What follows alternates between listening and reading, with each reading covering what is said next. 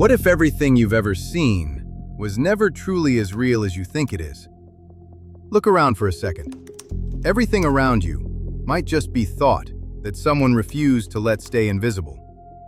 The difference between imagination and reality might not be existence, but completion. Because imagination isn't fantasy. It's the first form of reality, and reality is just imagination that's been worked on long enough to become something you can see, touch, and actually live inside of. So if that's true, maybe nothing really disappears, it just changes form. Everything in your life is either a thought that was brought to life or a moment that can no longer move forward. Even if it looks like it's moving or changing, it's still something that's already been completed. So now think about that. What does that say about the things that keep showing up in your mind and why they won't leave? Let me share a story that will help you see this better. There was a little girl named Amara, and she loved playing near a quiet riverbank. It was peaceful, the kind of place where everything felt still, like the world was holding a secret. One day, while she was skipping rocks, she noticed something watching her. Not scary, not dangerous, just different. A small creature sat near the water, soft glow, curious eyes, like it had been waiting for her. She stepped closer. "What are you?" A gentle smile. "I'm a gorg." A slight pause. "A gorg?" A calm nod. "I watch what people imagine and what they choose to do with it." A quiet confusion. "What does that mean?" The gorg looked out at the water. "Some people see things in their mind, but they leave them there. And some people bring them into the world they can actually live in." Her eyes lit up. "I see things all the time." The gorg smiled. "I know." He stepped closer. "So I'll give you something." She leaned in. "What is it?" "Anything you imagine. If you're willing to work for it, you'll be able to see it." Amara had a moment of disbelief. "Like, for real?" The gorg nodded, then had a shift in tone. "But listen carefully.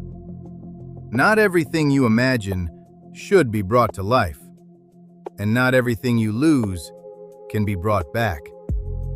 She didn't fully understand, but she nodded anyway.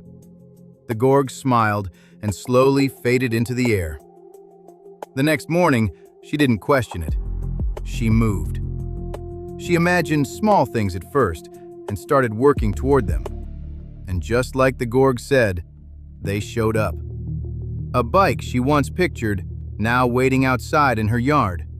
A treehouse she had imagined, standing just beyond the trees. A table she wanted for her doll set, now something she could sit and use. Every time, it was the same.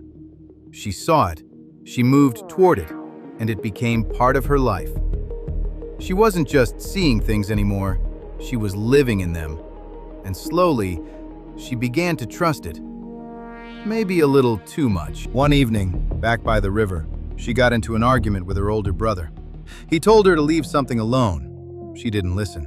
Voices got louder. Frustration built. And in that moment, a thought crossed her mind. "I wish you would just disappear and never come back." And then she snapped. "Just go!" In that moment, she pushed him. It wasn't meant to be hard, but it was enough. His foot slipped and he fell into the water. At first, it looked like he could get up.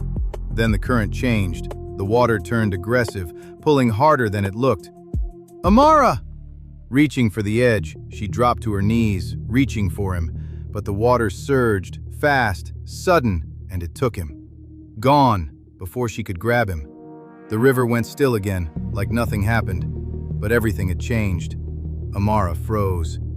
"No, no, no!" She backed away, shaking, trying to understand what she just did.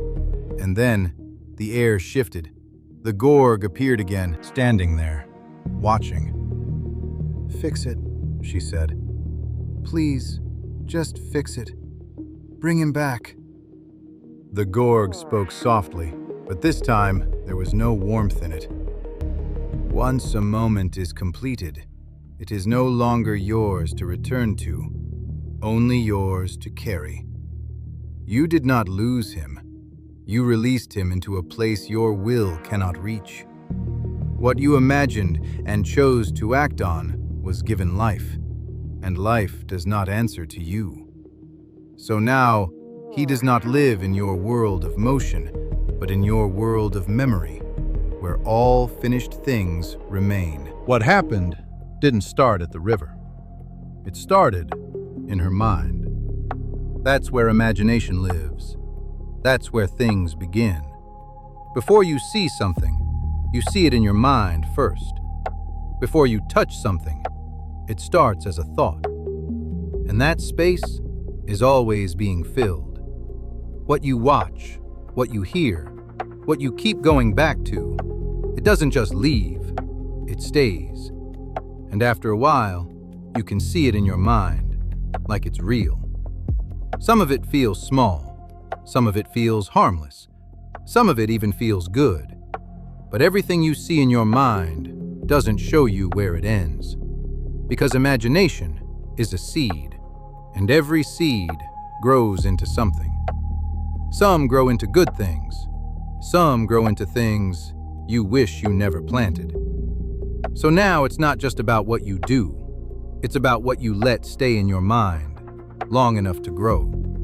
Because whatever you give life to in your mind will one day show up in your life, good or bad. This is the quote room, where words wake minds. Some things don't need a reaction, just reflection. Just a few thoughts I had on my mind.